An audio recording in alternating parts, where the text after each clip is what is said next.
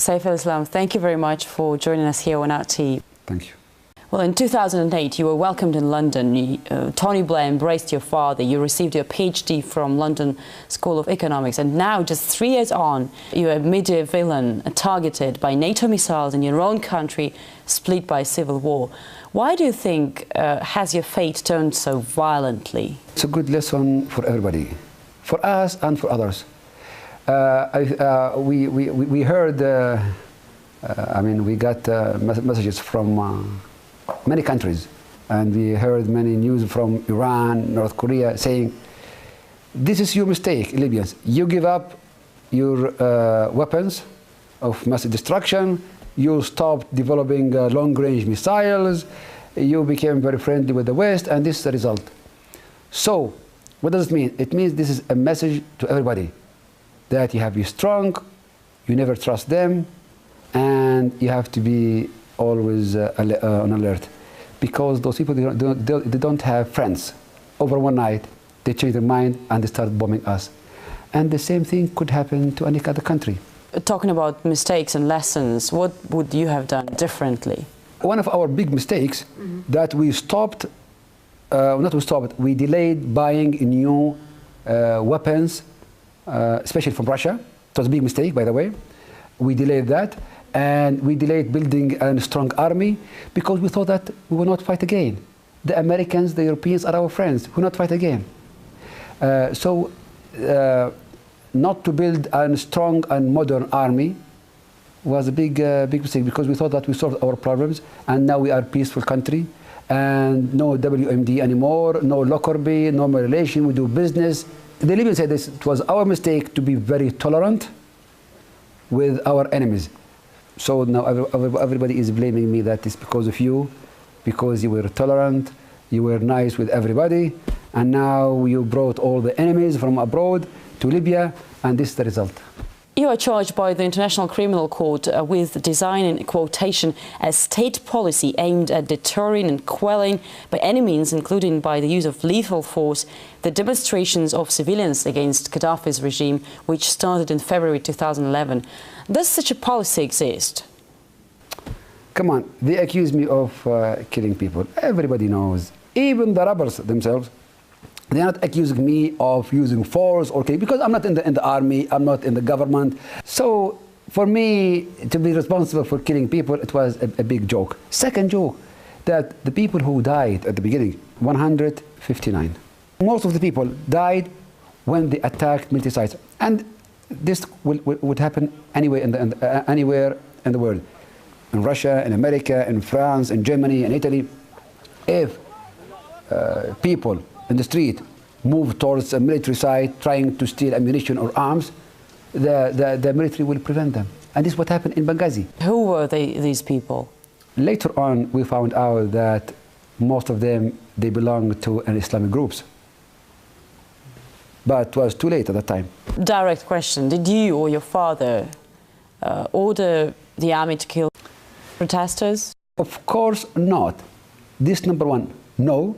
Second, my father called the General Abdel Fattah. He's in Benghazi now. He's one of the leaders of the rebels. He called him, and I called him.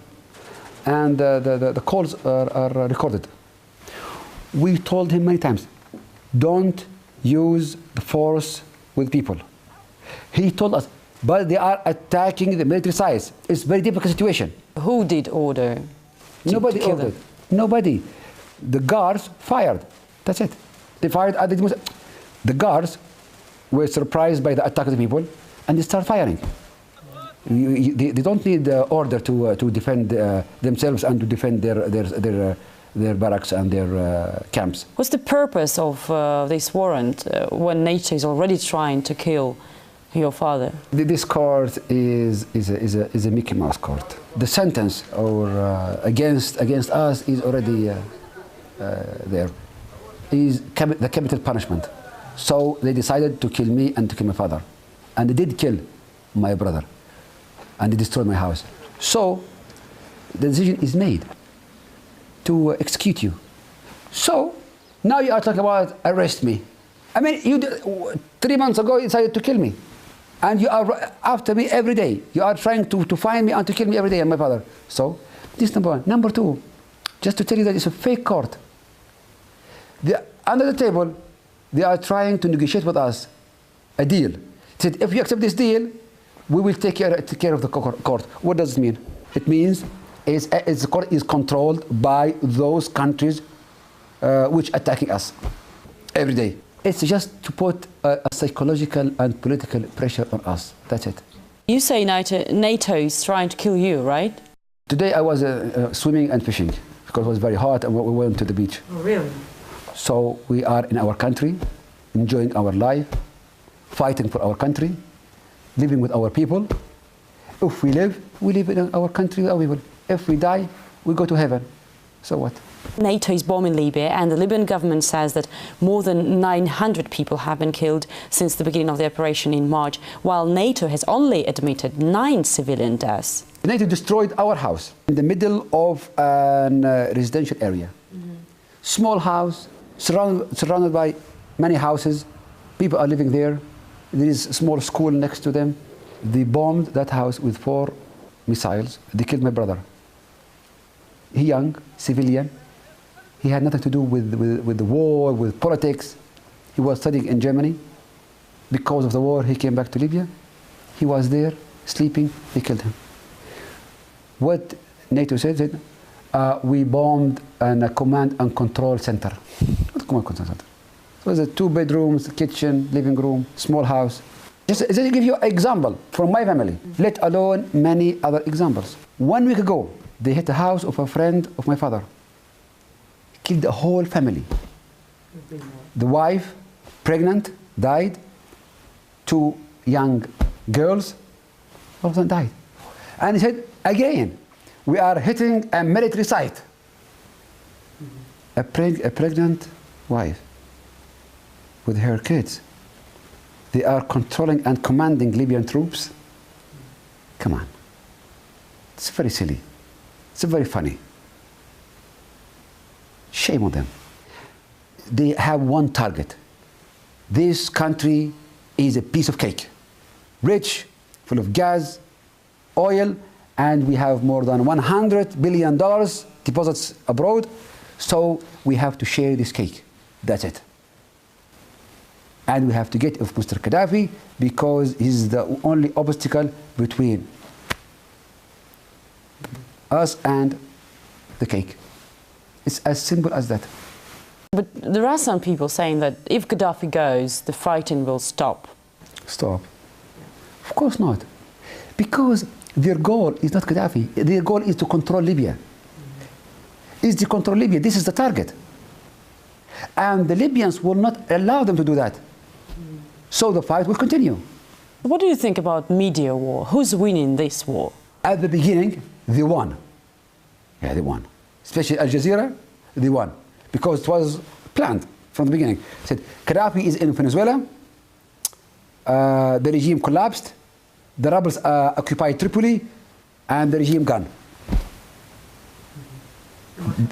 And to a big chaos in the whole country. We are still now suffering from that chaos. But now the Libyans are aware. One day, everybody in the world is saying the Libyan Navy is bombing the harbor of Misda. Misda is in the middle of the desert. It's 1,000 kilometers from here. The Libyan ships they are bombing the harbor of Misda. Excuse me, what's this? The Security Council issued their resolution against Libya because of a fake media report saying that the Libyan Air Force is bombing civilian districts in Tripoli and killing 7,000 people. We've started with the past, let me finish with the future. It's known that you got a message from the front that there will be no place for you in a post-war Libya. And with this ICC warrant arrest, you are a wanted man abroad. So realistically, where do you go from here? Who? You. Well, many people are angry with me, and they are right, because they said that the head of rebels, they were my friends. But at that time, I was very liberal, tolerant, and very peaceful. I'm still peaceful to a certain extent. And I thought that Libyans are equals. So everybody has the right to be in Libya, to work here, to be active, to do whatever they want. But later on we found, not me, that the whole nation found that they were, it was a big conspiracy managed by those people against Libya. So they said it's because of you, those snakes managed to penetrate our country and work with foreigners to destroy our country. So we are very angry with you because you are very tolerant. And don't forget, I released all the prisoners. At the beginning of the event, there were 0 prisoners. So everybody's playing because of you. It's too much tolerance. Do you think they're right? To be honest, we were super tolerant. Mm-hmm. I was naive. Yes. You're no longer naive? Not anymore. How you changed? I will not repeat the mistake. I will not be hit again from the same snake, from the same hole. So, I can kiss you, I can forgive you, but I will not forget. So, what you have done is going to be in our mind for a long time. And every move, every step will be calculated according to that experience. When all this nightmare will be over, how do you think? Listen, NATO and rebels, both are in a hurry. They want to finish as soon as possible because they are hungry, they are tired, they want to share the cake.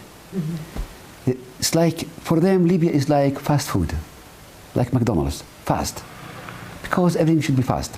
Fast war, fast airplanes, fast bullets, fast victory. But we are very patient because we are in our country. It's our country. We live here, we die here. So we are very patient. One day, the French will go back to Corsica and France. The Italians will go back to Sicily and Italy. The Danish will go back to Denmark. The Canadians will go back to Toronto. And Libya will be back to the Libyans.